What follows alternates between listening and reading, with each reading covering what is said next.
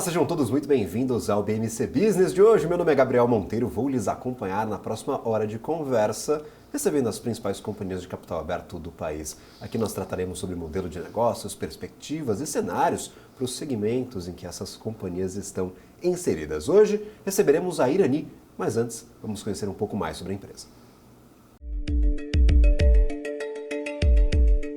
A Irani é uma das principais produtoras brasileiras de papel para embalagens e embalagens de papelão ondulado. Os produtos são feitos com material de base florestal 100% reciclável. Com mais de 8 décadas de atuação no mercado, a companhia conta com unidades nos estados do Rio Grande do Sul, Santa Catarina, Minas Gerais e São Paulo. Essas unidades são focadas em diferentes pilares de negócios: florestal, papel para embalagem e resina. A empresa nasceu como uma fábrica de papel no Rio Grande do Sul em 1941 e está listada na Bolsa de Valores desde 1977. Em 2020, a companhia foi a primeira empresa do setor de papel e embalagens a integrar o novo mercado da B3, grupo de empresas que possui o mais alto nível de governança corporativa e transparência. Desde então, iniciou um ciclo de investimentos com a plataforma Gaia, projeto de expansão da Irani para aumentar a sua competitividade e capacidade de produção. Desde então, iniciou um ciclo de investimentos com a plataforma Gaia, projeto de expansão da Irani para aumentar sua competitividade, capacidade de produção e suficiência energética. Gaia já está no fim do ciclo de investimentos e a companhia prepara um novo projeto de investimentos, a plataforma Nels, focada em novas plantas, expansão florestal e aumento da capacidade de produção.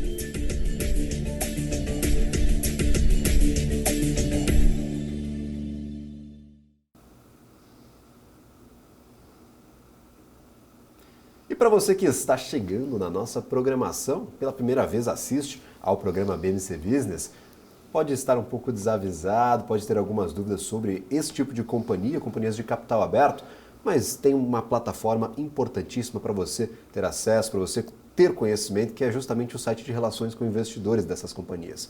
A facilidade de uma empresa de capital aberto é que ela publica resultados de forma trimestral, há uma comunicação direta com seus investidores e tudo isso está disponível no site de relações com investidores. Só colocar o nome da companhia e RI ou Relações com Investidores é super fácil, é super prático e é uma ferramenta importante para você acompanhar este nosso programa, essa entrevista que hoje vai receber a Irani e também, claro, ter ali em mãos os dados principais da companhia, seus resultados operacionais para o último trimestre ou para o último ano. Tem um histórico bastante amplo destes dados disponíveis e, claro, qual que é a tese da empresa, quais são os principais pontos de atenção, quais são os riscos a quais aquela tese está submetida. Então, um canal super importante, minha mensagem primeira sempre no BMC Business, espalhar essa informação e, claro, facilitar a tua vida na hora de procurar informações sobre essas empresas.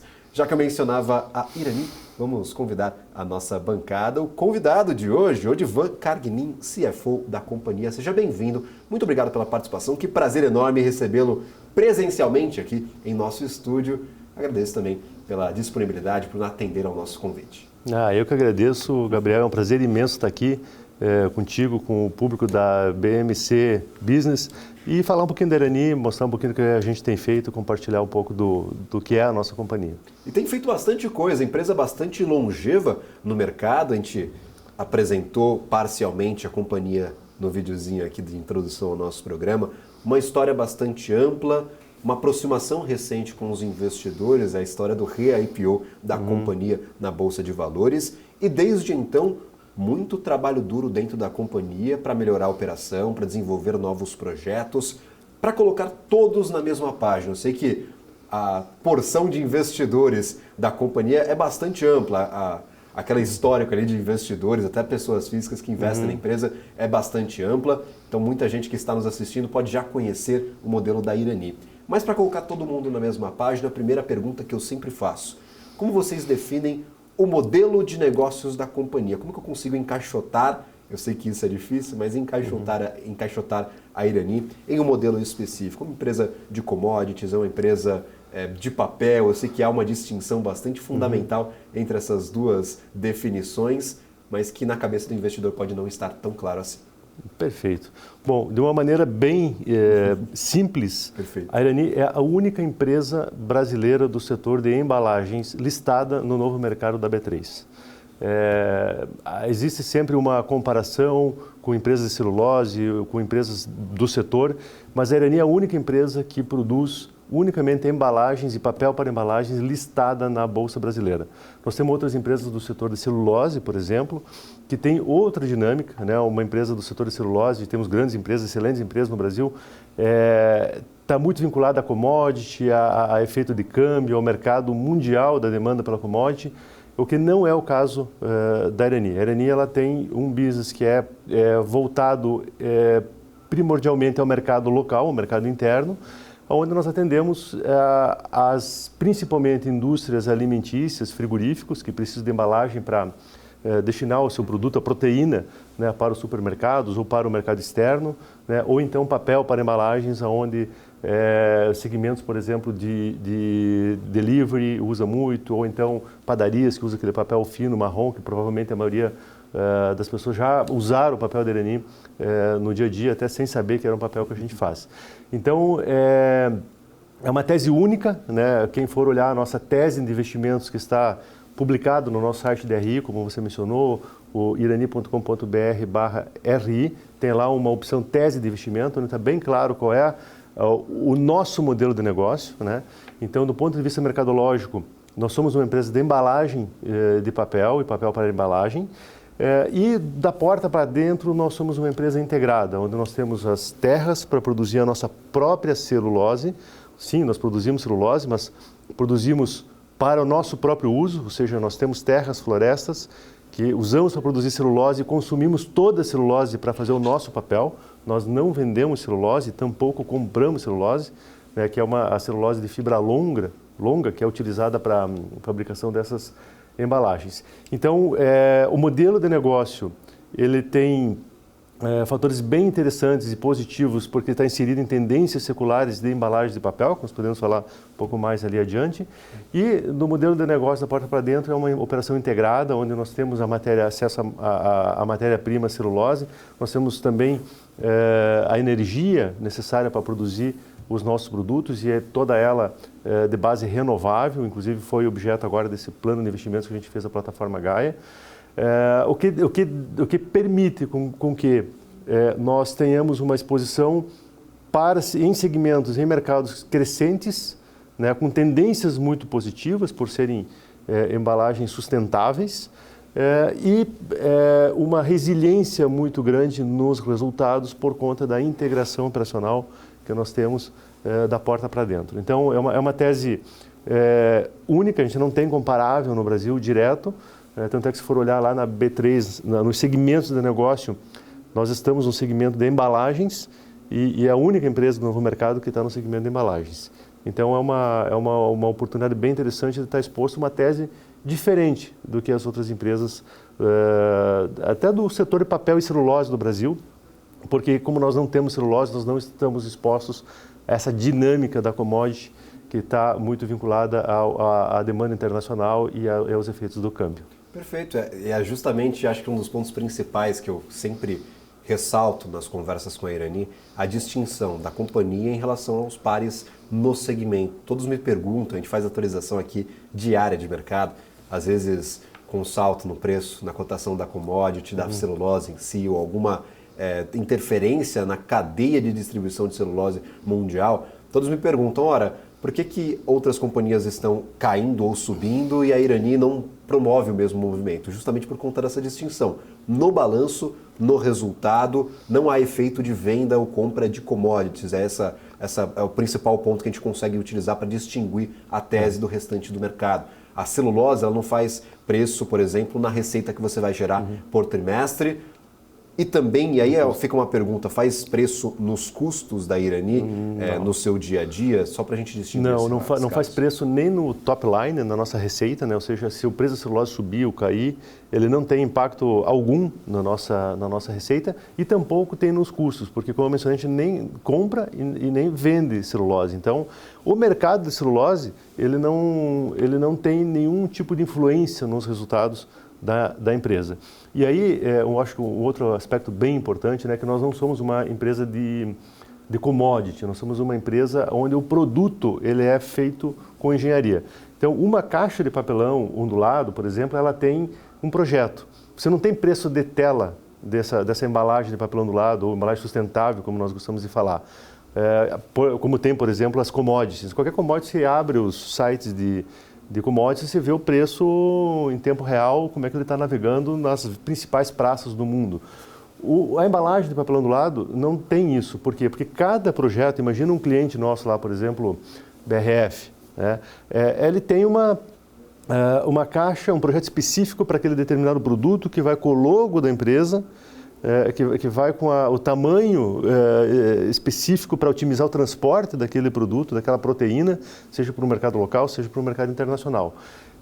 Então não existe uma precificação comum no mercado. Não, cada embalagem é um projeto específico, precisa ter engenharia, precisa ser customizado e ele não tem troca, né? É claro que os clientes procuram ter alguns fornecedores para não ficar só com um fornecedor exclusivo, mas são poucos. Geralmente um cliente ele procura ter 3, 4 fornecedores de embalagem com o mesmo projeto, para ter, obviamente, condições de negociar e para ter condições de substituir caso tenha alguma dificuldade no fornecimento com algum dos fornecedores.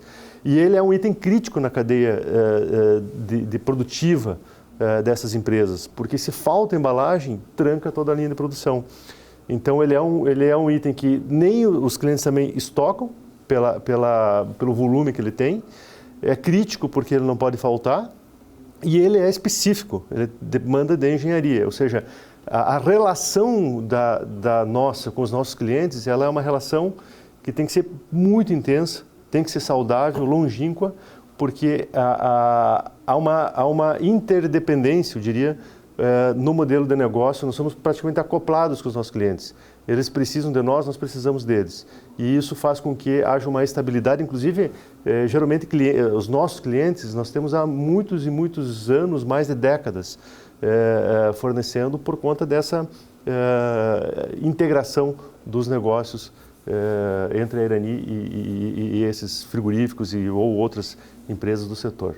Perfeito. Inclusive, um caso até curioso, gostaria de compartilhar com quem está nos assistindo neste momento. Conversava com o Odivan antes da entrevista e eu pedi o meu almoço. Meu almoço chegou e justamente qual foi a ponderação, Odivan, que você fez imediatamente? Esse é o papel da Irani. O papel da Irani no meu almoço, inclusive nesses segmentos de delivery. Acho que a pandemia foi fundamental para a popularização desse tipo de serviços de entrega.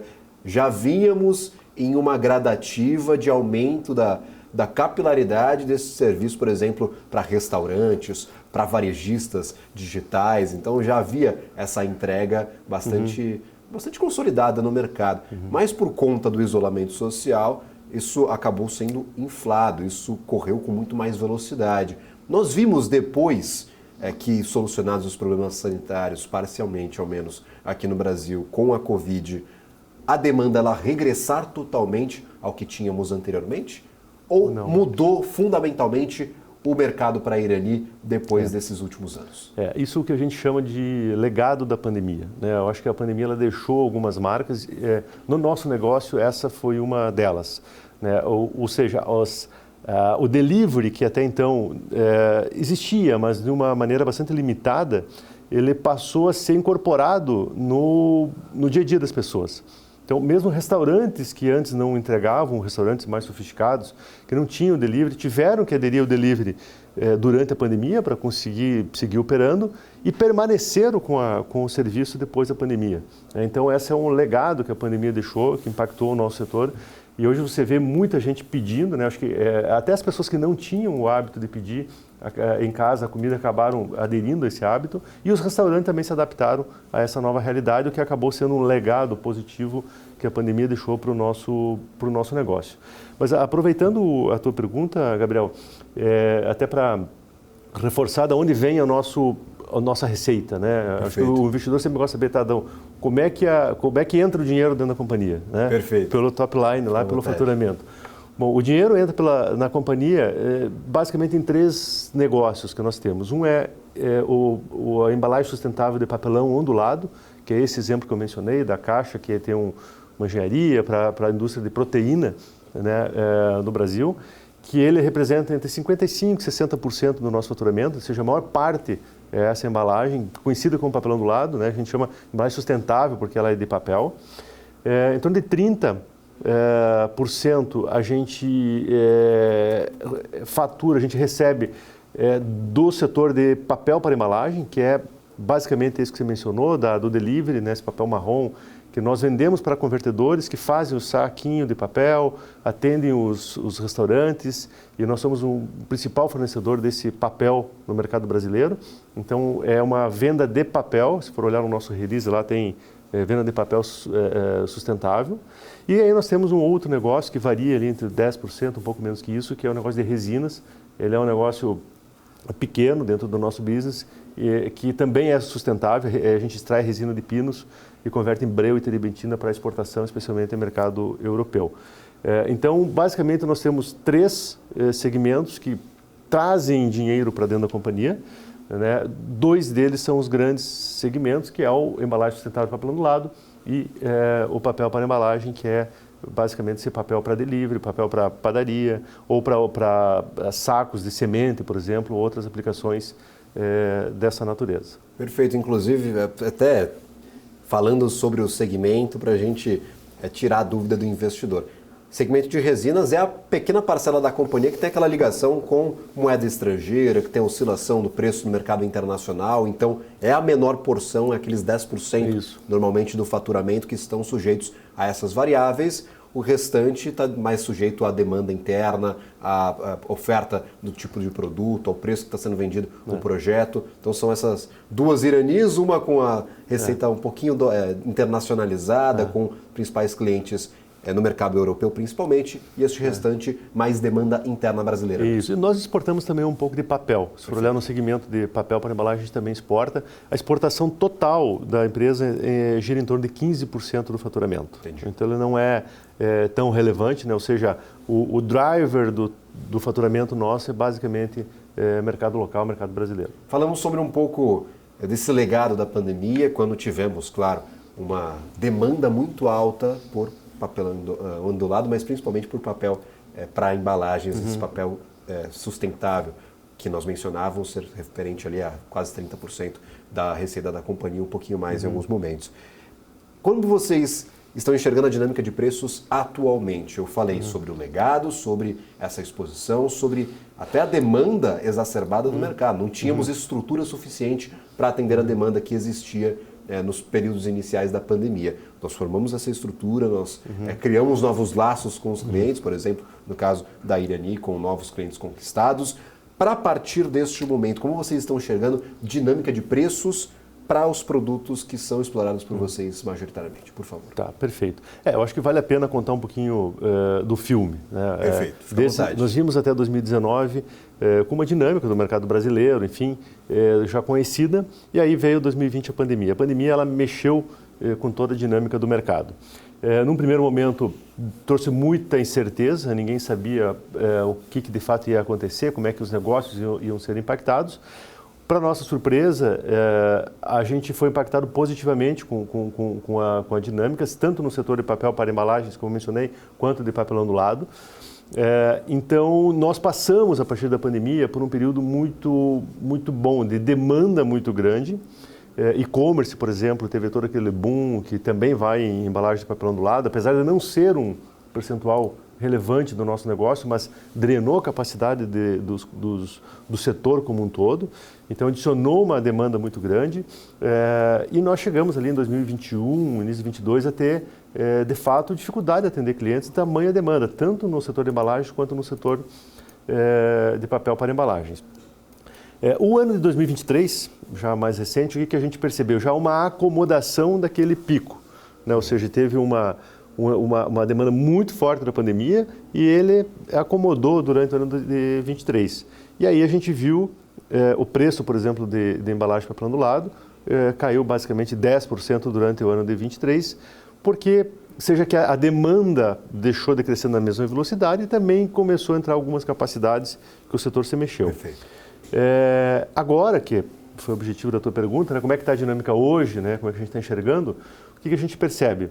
Nós estamos, acho que, no piso dessa acomodação.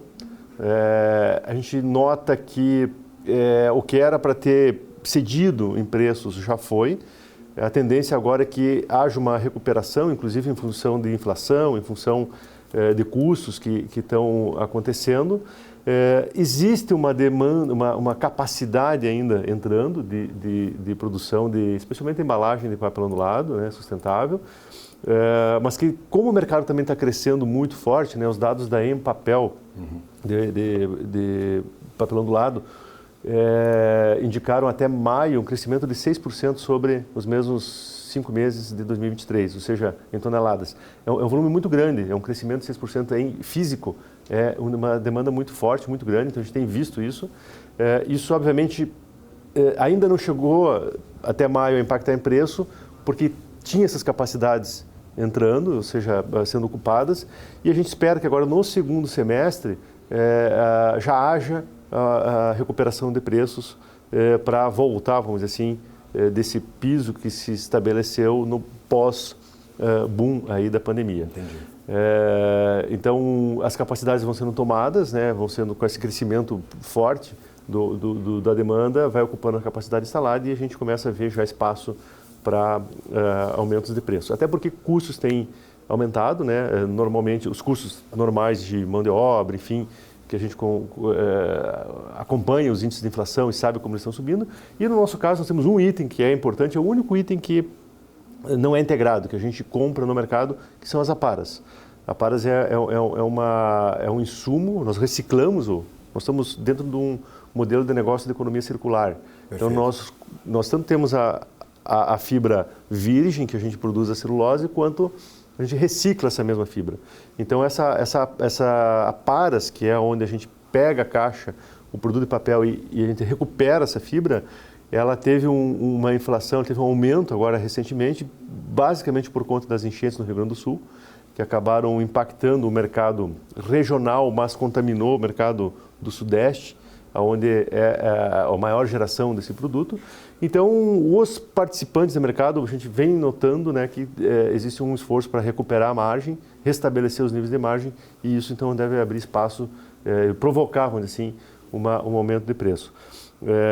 Obviamente, o aumento de preço é muito relacionado à oferta, né? Se tiver muita capacidade, perfeito, primeiro você vai ocupar a capacidade, antes de ter espaço para que o mercado fique mais tensionado e aí os preços aumentem, mas a gente tem percebido, a nossa leitura é que a gente já está nesse ponto de que a demanda está, apesar dos aumentos de capacidade que teve, bastante relevantes, a gente já está no momento de que os fabricantes vão começar a repassar aumentos de preço. Perfeito, isso se espera talvez para este segundo semestre começar a sentir os efeitos. O segundo semestre ele é sazonalmente sempre mais forte do que o primeiro, é quando se cria as condições assim mais adequadas de ter uma conversa com os clientes, né, mostrar a realidade do negócio e aí negociar reajustes de preço para repor a inflação, para, enfim, recuperar eventualmente alguma margem que ficou menor aí nesse último período. Em questão de aparas, você mencionava o único fator de custos externo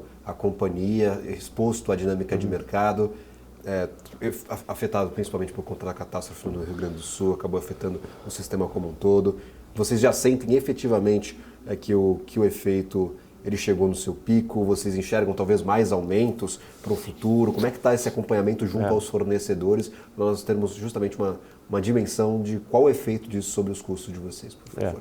O que a gente tem notado é que os fornecedores, os aparistas do estado do Rio Grande do Sul que foram os afetados, perfeito, eles já estão retomando, né? Ou seja, já está voltando a atividade.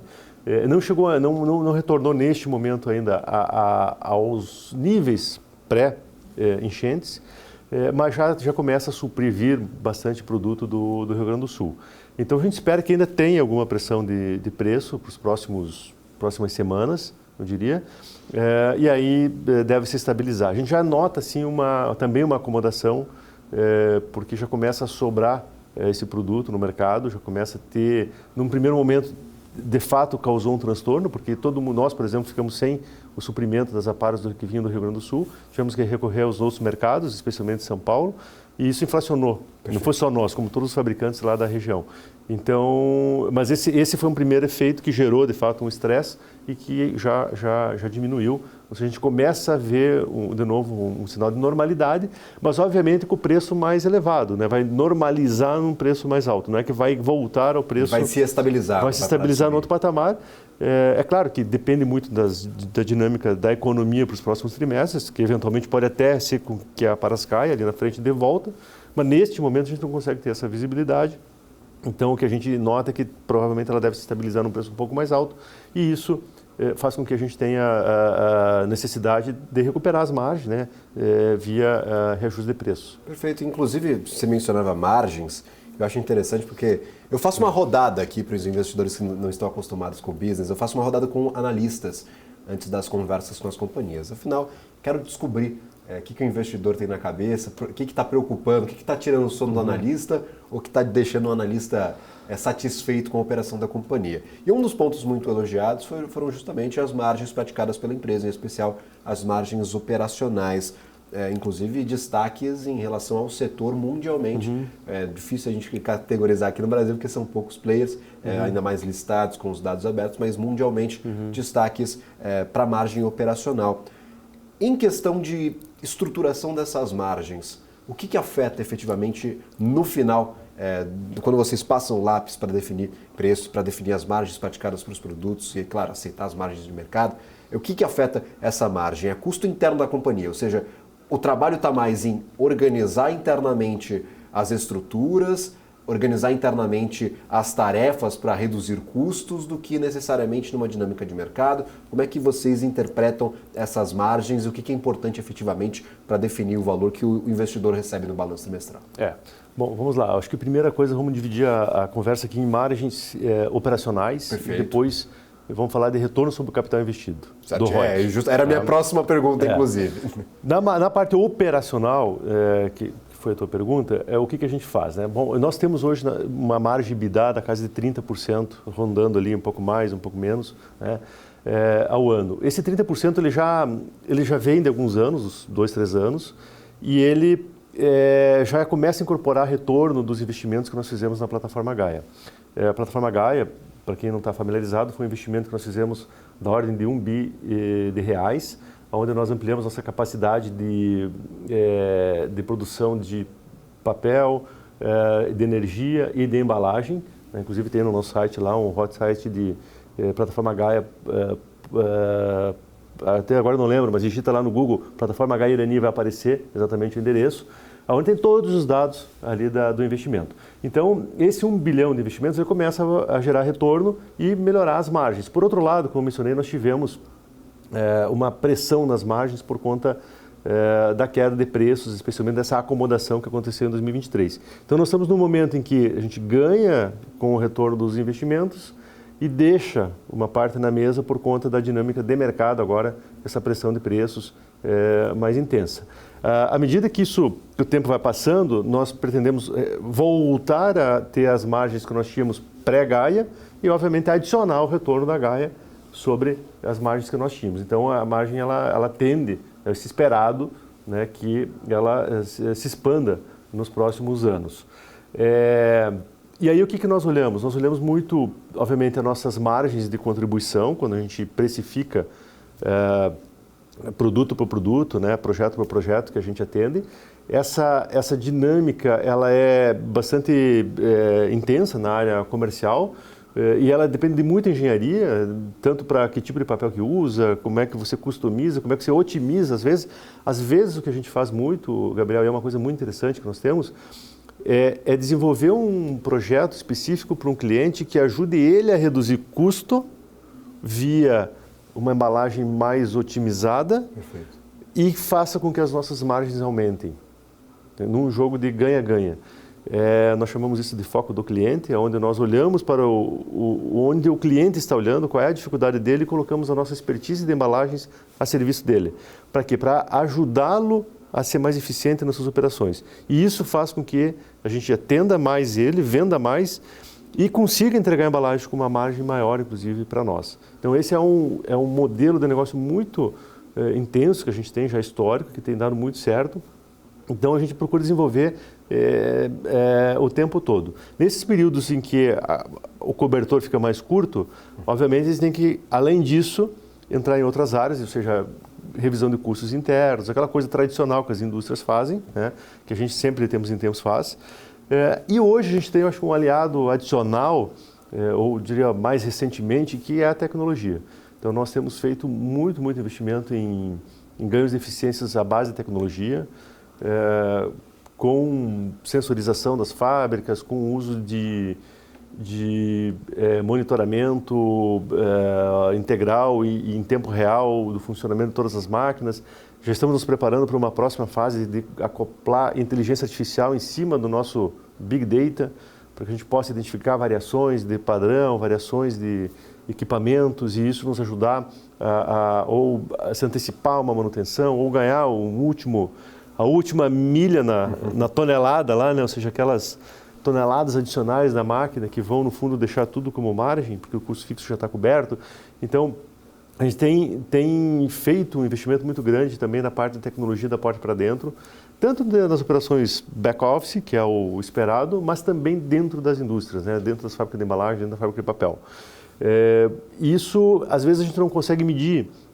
Você ganha uma tonelada aqui, uma tonelada ali, reduz um pouquinho de custo, você não consegue enxergar, tipo, o projeto XYZ foi o que mudou a companhia. Não, é o conjunto dos microprojetos que, somados, explicam uma performance, como você mencionou, que coloca a Irani entre as melhores empresas do mundo em termos de resultado operacional, de embalagens, né? Então, e aí eu acho que cabe nós temos uma margem de EBITDA na casa de 30%.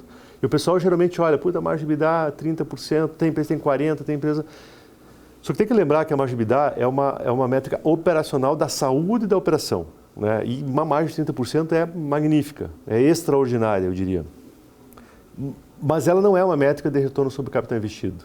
Então, quando você olha... Geralmente, as empresas que têm um EBITDA maior, uma margem de EBITDA maior, é porque ela teve um investimento muito grande que se traduz depois em depreciação, que no cálculo de EBITDA a depreciação não entra. Então, o EBITDA ele é uma geração de caixa, porque você não paga a depreciação, mas você já pagou o investimento quando você fez. Então, o EBITDA é uma bela de uma métrica operacional, mas não é uma métrica de retorno sobre o capital investido. Quando você olha o capital investido, a métrica mais adequada que a indústria usa, nós usamos, o mundo afora se usa, é o ROIC, que é o Return on Invested Capital, que no nosso caso está agora em 14% e é bem acima do WACC, né? Do mundo das finanças a gente fala, o ROIC tem que ser maior que o WACC, que é o quê? O retorno do capital investido pela empresa tem que ser maior do que o custo desse capital. O WACC é o custo ponderado entre o capital do acionista e o dos credores, né? Na montagem da estrutura de capital. E o nosso ROIC tem navegado sistematicamente acima e com um belo delta do custo de capital. Isso significa dizer o quê? Que a empresa gera valor para os acionistas ao longo do tempo, né? Isso a gente permanece entregando. O nosso ROIC até caiu um pouco em relação aos últimos 12, 18 meses, por conta da entrada desse investimento da plataforma Gaia, que ainda não gerou os resultados, os retornos, e o que se espera é que o ROIC volte a crescer à medida que os retornos vão sendo todos capturados, que isso é uma conta matemática que se faz. Então, tudo isso para te dizer o quê? Tanto do lado da perspectiva, da métrica operacional, quando eu olho o EBITDA, como é que é essa empresa? A Irani ela tem uma das melhores margens de EBITDA do setor de embalagens do mundo, na casa de 30%. Mas como é que é o retorno sobre o capital investido? O cara que botou dinheiro na empresa, como é que ele está se rentabilizando? Também, se você for olhar, se for comparar com as empresas de embalagem no mundo, o mesmo 14%, que já é menor, a gente chegou a 20%, a questão de 18 meses atrás, ele é em linha ou melhor que a maioria das empresas de classe mundial. Então, nas duas perspectivas, seja operacional, seja de retorno ao capital, a gente está indo muito bem. Perfeito. Inclusive sobre retorno de capital investido, a gente fala sobre ciclo de investimentos da companhia e também sobre, claro, esse investimento na plataforma Gaia, inclusive com a página dedicada no site, um site exclusivo, para dizer dessa forma, para explicar todos os investimentos, todos é todo o descritivo dessa plataforma.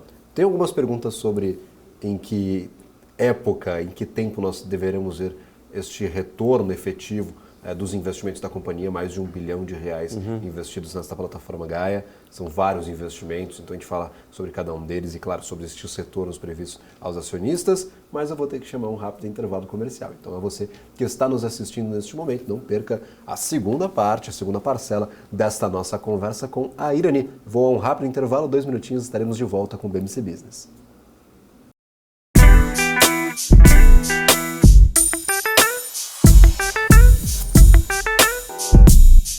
Volta ao BMC Business. Para você que nos acompanha, não acompanhou este primeiro bloco da conversa com a Irani. Eu particularmente gosto demais desse programa, eu recebo aqui as principais companhias de capital aberto do país. E na primeira porção dessa nossa conversa, nós falamos sobre modelo de negócios da companhia, falamos sobre ciclo de investimentos, perspectivas para os custos e preços também dos produtos vendidos e fabricados pela Irani. Se você perdeu, vá ao nosso canal do YouTube, ou claro, espere aqui a reexibição do nosso programa nas terças-feiras e também nas quintas-feiras, ali no horário do almoço. Você que está nos acompanhando, eu vou convidar de volta aqui à bancada Odivan Kargnin, CFO da Irani, e eu estou me engasopando com esse seu sobrenome, mas eu espero ter falado tá de forma correta, tá certinho, né? Então vamos a essa segunda parte da conversa, e claro, já recebi algumas perguntas centralizadas no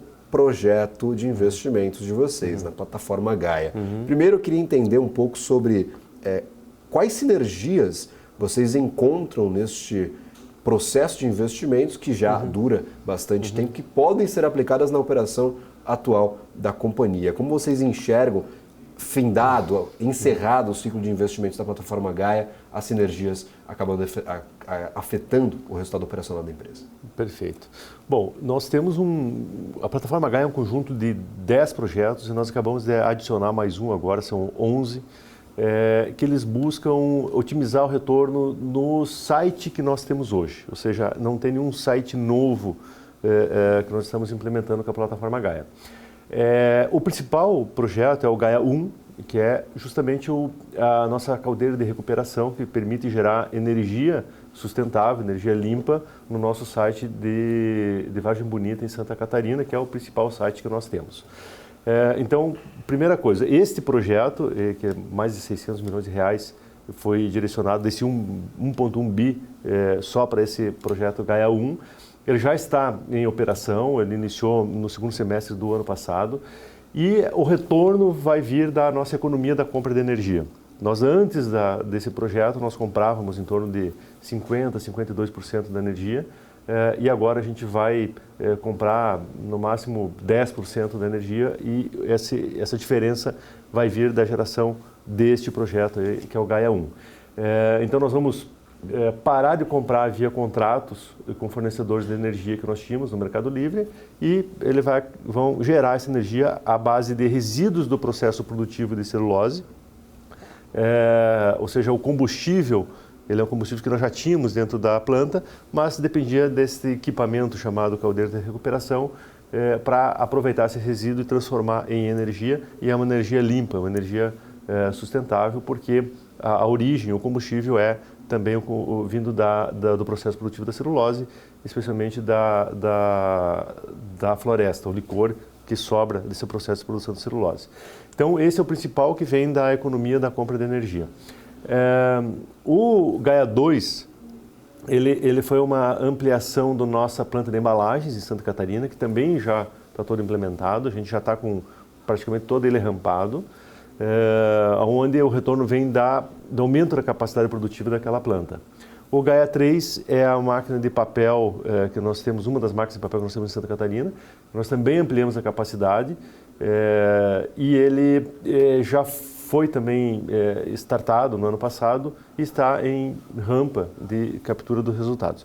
Esses três são os principais. Nós temos o 4 e o 5, que são duas PCHs, que por questões de licença ambiental que a gente ainda não conseguiu, eles estão tendo que reprogramar a execução desses investimentos. E o Gaia 6 a 10 são investimentos menores, não tão significativos, mas que têm uma boa taxa de retorno.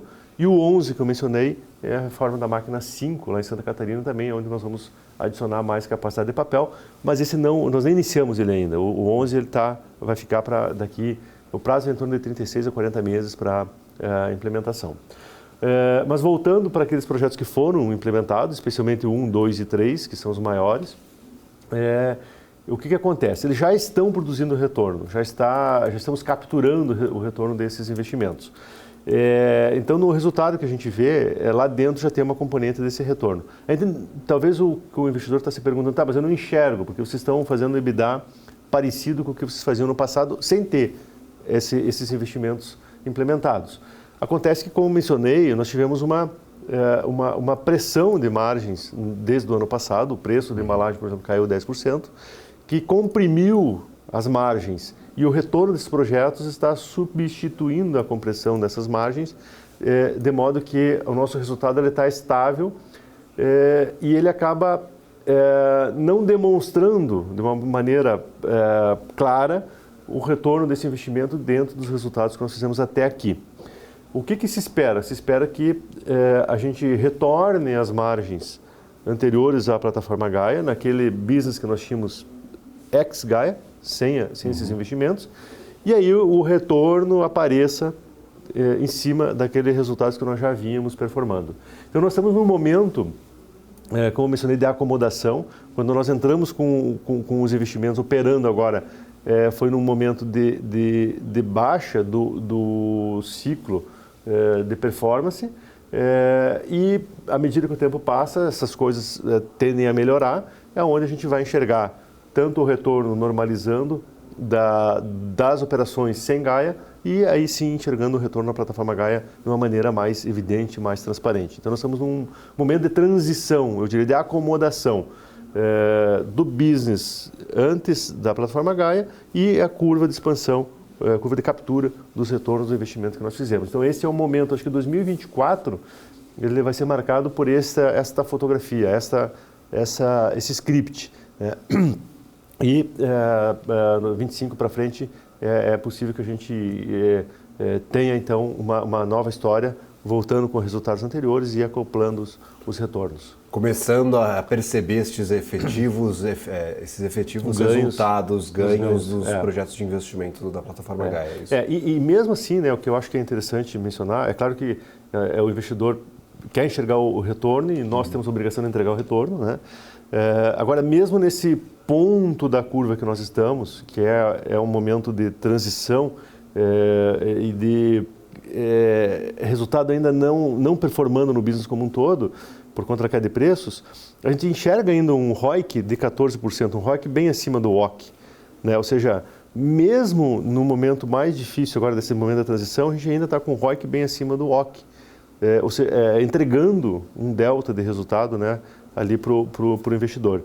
Então, eu acho que demonstra a resiliência do business, né, e quanto o business ele é bom do ponto de vista tanto operacional, como a gente mencionou, de margem de EBITDA, quanto de retorno sobre o capital investido. Porque neste exato momento nós já incorporamos todo o investimento, estamos entregando o retorno que foi consumido, entre aspas, pelo business anterior por conta da dinâmica de mercado, mas ainda assim com o retorno da empresa como um todo acima do custo de capital. Perfeito. Como vocês enxergam os riscos para a execução deste plano de começar a realmente sentir os efeitos dos investimentos? Há algo que possa acontecer, que possa postergar um pouco essa ideia de que a partir de 2025 nós consigamos perceber de forma mais efetiva os efeitos dos investimentos da plataforma Gaia? Aí acho que a gente tem duas frentes, né? Uma é a tendência secular, por isso que a gente acredita muito, né? Existe uma tendência secular de substituição de embalagens de plástico por embalagem de papel, né? Até tem um dado da ABRE, Associação Brasileira de Embalagens, em que de 2020 até 2023, o plástico perdeu praticamente 6% de participação na composição das embalagens no Brasil, e o papel ganhou, desses 6 que o plástico perdeu, o papel ganhou 5. Ou seja, o principal produto que vem substituindo o plástico como alternativa à embalagem é o papel, porque ele é de fonte renovável, biodegradável, ele é reciclável, está na cadeia, na economia circular, ele é de baixo carbono, porque a floresta captura carbono, depois ele emite, ou seja, é carbono neutro. Então tem uma tendência circular muito favorável para o papel, que já é visto isso nos dados da Associação Brasileira de Embalagens. Então isso joga a favor, é um vento a favor, né, que a gente se anima, dizendo, puxa, isso aqui vai logo vai seguir dando os frutos, né, o resultado, a gente vai enxergar isso, os retornos dos projetos que a gente fez logo ali na frente. Por outro lado, a gente tem os headwinds, né, os ventos contra, que é a economia brasileira, né, ou seja, como é que a gente vai performar, né, o nível da taxa de juros, toda aquela questão macro que ela segura um pouco essa tendência circular, né, ela freia por questões de consumo, né, consumo das famílias, como é que as famílias vão ter disponibilidade de renda para consumir, ou seja, aquela discussão macro que hoje a gente está falando muito, né, a gente escuta muito, está na mesa aí de qualquer empresa, está na mesa dos investidores, como é que isso vai se comportar. Então, esse é um risco. Eu acho que esse comportamento macro da economia, de renda disponível das famílias, né, de como é que isso vai se comportar, pode ser um risco para a captura desses retornos ali na frente. Perfeito. E na opinião de vocês, essa correlação com o cenário macroeconômico se dá porque a Irani está justamente exposta à economia real, talvez o consumo das famílias, isso. E esses fatores mais historicamente, relacionados à macroeconomia. Historicamente, a gente tem, a gente fica até um tanto imune, porque como é alimento, 70% da nossa embalagem vai para alimentos, e as pessoas precisam comer. Né? Eu até às vezes brinco que a turma que gosta da tecnologia fala do SaaS, né? Software as a Service, né? Porque é uma receita recorrente, aí o investidor gosta, né, da previsibilidade do modelo recorrente. E a Irani, ela é uma empresa que não é as a service, mas ela é recorrente, a receita é recorrente, porque as pessoas têm que comer todo dia. Não adianta você dizer, não, eu vou parar, não tem como parar, você vai comer. Então, você pode mudar, vou comer uma coisa mais barata, mas não vou parar, porque eu preciso. Então, é recorrente, o consumo do produto da Irani, a gente não vende o alimento, não vende a proteína, mas a proteína vai numa embalagem, ou seja, não tem como o mercado diminuir de forma significativa de embalagens, porque as pessoas precisam estar o tempo inteiro comendo, é recorrente. Então, e isso é uma segurança para o business, isso é uma grande vantagem do business, né? Que ele não é sensível tanto à economia. As pessoas podem ter a renda disponível menor, ela pode deixar de comprar algum outro item mais supérfluo, mas ela não vai deixar de comprar comida. Então, isso dá essa segurança no nosso business. E associado a isso tem a tendência circular das embalagens sustentáveis, né? Que tudo somado, a gente é otimista. Tipo, não tem como não ser otimista. Eu acho que tem momentos que... para quem investe em ações aqui, né, como o nosso público aqui, sabe que a ação não é renda fixa, a ação varia. Né? Varia por quê? Porque o resultado das empresas varia. Tem ciclos, algumas têm ciclos maiores, como são das commodities que a gente falou antes, e mais evidentes.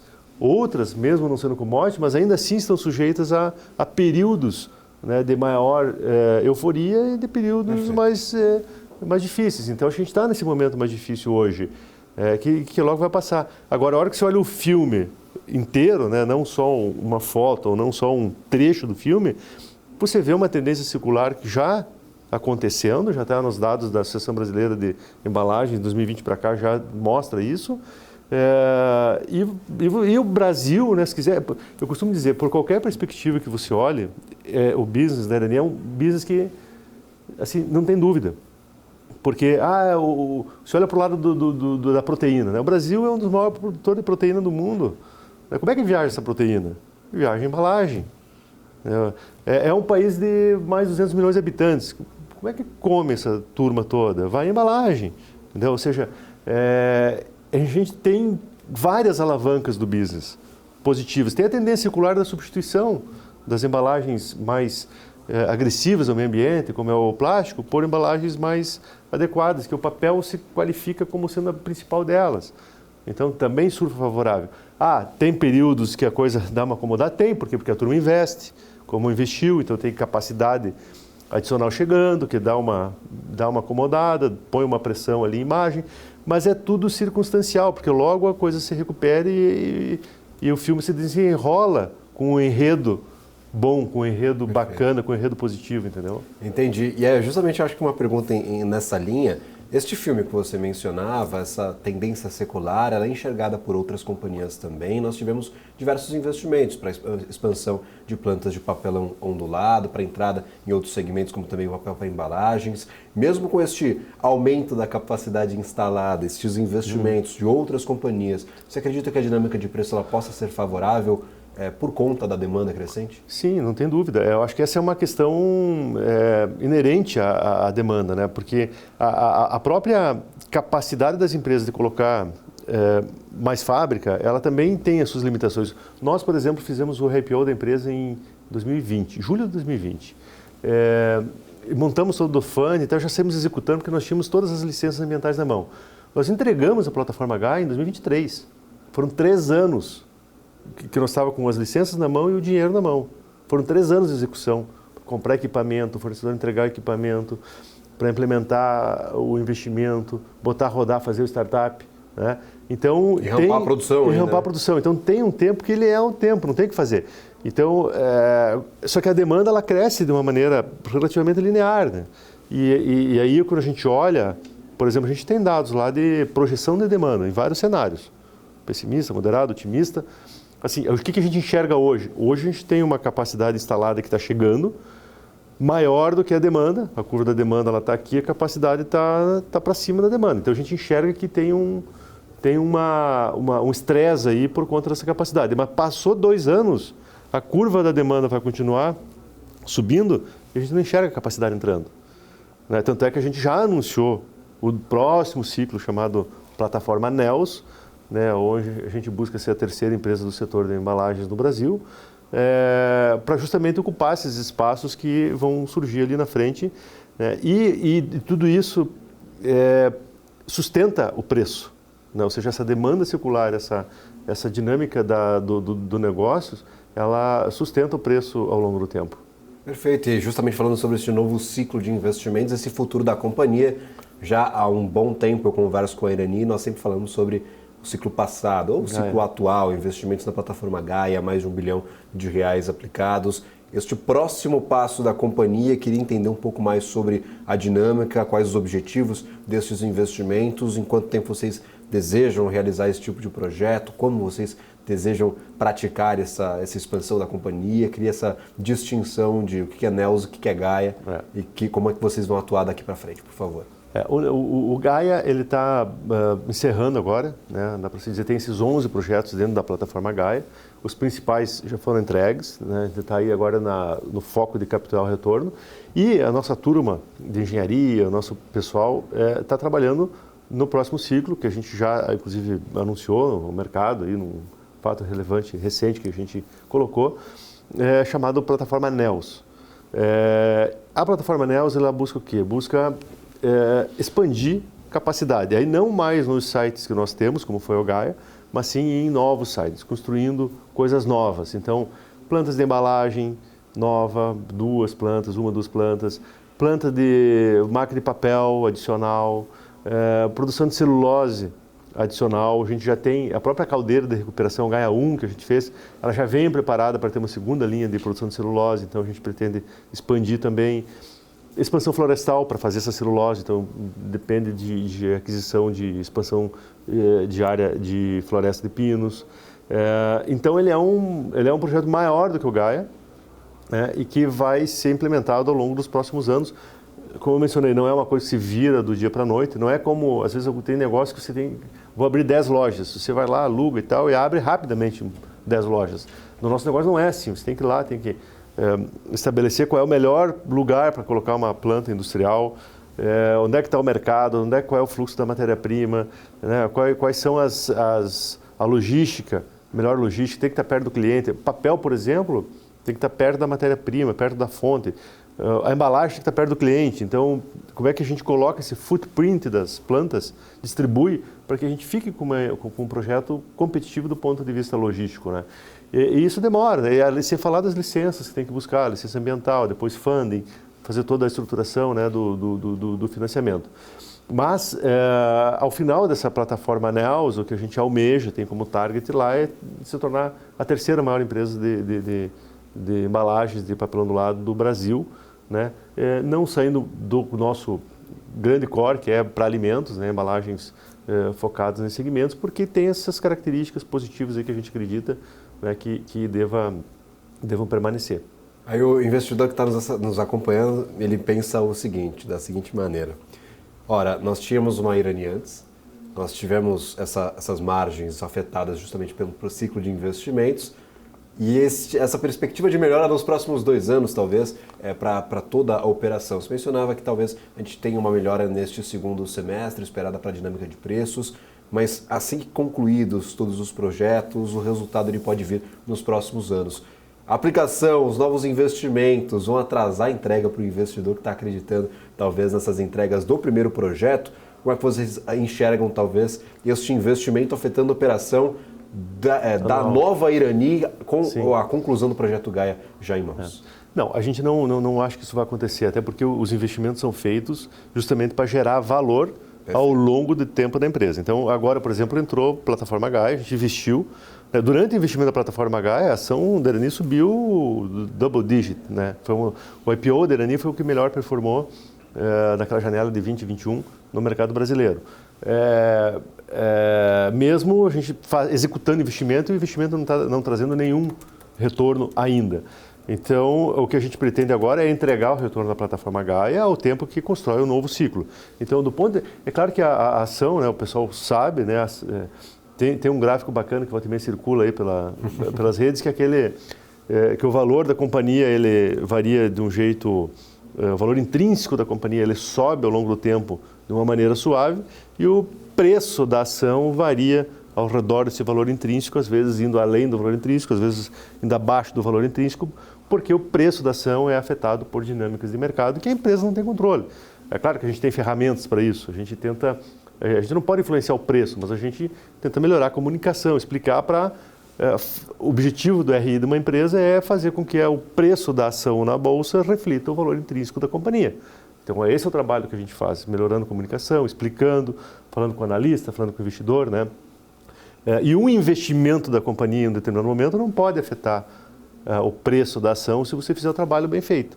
Então, a gente não acredita que vai afetar, por exemplo, quem tem ação hoje, vai sofrer por conta de um ciclo de investimento novo que a gente vai anunciar, já anunciou, né? A gente vai executar ali na frente. Pelo contrário, né? Para a gente fazer isso é para gerar valor para o acionista da empresa ao longo do tempo. Perfeitamente.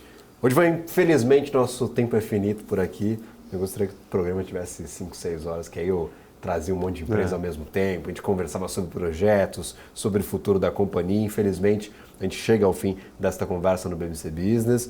Seja sempre bem-vindo, que prazer enorme tê-lo por aqui. Muito obrigado. Se você quiser dar uma mensagem final ao acionista, ao investidor, ou aquele que ainda não é investidor da Irani e está nos acompanhando neste momento, fique à vontade. Mas eu gostaria de agradecer, em nome da BMC News, à companhia e ao senhor especificamente por estar aqui presente conosco, tirando as nossas dúvidas. Tá bom. O prazer é todo meu. Acho que é um privilégio poder contar com um programa como o de vocês aqui, que ajuda muito o investidor a entender, né, a companhia. Às vezes a gente participa de eventos, mas um programa que atinge tantas pessoas, tanto investidor ao mesmo tempo, né, para nós é um privilégio imenso. A gente só tem a agradecer a oportunidade, Gabriel, pelo convite de estar aqui. Né, ao investidor nosso que já tem ação, já conhece a companhia, já sabe, tem lá o nosso site DRI, o nosso time DRI que responde todos os e-mails, esclarece, né? Quem ainda não tem ação da Irani está em tempo ainda, né? A empresa, eu sempre falo, eu estou há 28 anos na empresa, então sou um empolgado, apaixonado pelo business da empresa, pela empresa em si, pela forma como a gente faz negócio. A gente nem falou muito aqui, né? Mas o jeito Irani de fazer negócio também é uma coisa muito bacana, que vale a pena dar uma olhada, prestar atenção. Estamos entre as 30 melhores empresas para trabalhar no Brasil, pelo GPTW, que revela um pouquinho da forma como a gente faz as coisas. Então, obrigado, Gabriel, pelo convite e estou à disposição sempre que precisar.